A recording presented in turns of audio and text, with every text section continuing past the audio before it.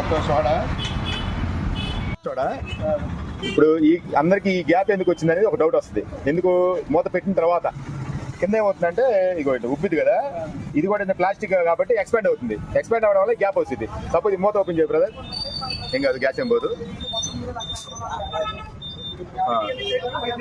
కింద మళ్ళీ కొంచెం ఉంది, సో మళ్ళీ మూత పెట్టి మూత పెట్టేసావు కదా, ఇప్పుడు మళ్ళీ గ్యాప్ వచ్చింది. ఎందుకంటే ఇది ఎక్స్పాండ్ అవుతుంది కాబట్టి ఇక్కడ ఉబ్బిది చూడండి, ఉప్పడం వల్ల నీకు ఇక్కడ పైన గ్యాప్ వస్తుంది. అది వేరియేషన్. మళ్ళీ మూత తీసినా పైకి వస్తాయి నీళ్లు, సోడా పైకి వచ్చింది. మూత పెడితే మళ్ళీ గ్యాప్ వచ్చింది. ఈ క్లారిటీ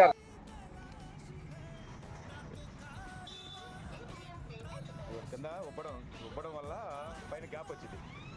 కింద ఉబ్బడం వల్ల పైన గ్యాప్ వస్తుంది. అది అంతేగాని బాటిల్ నిండా పోస్తాము, బట్ ఏంటంటే కింద ప్లాస్టిక్ కదా, ఇంకా ఉబ్బిద్ది.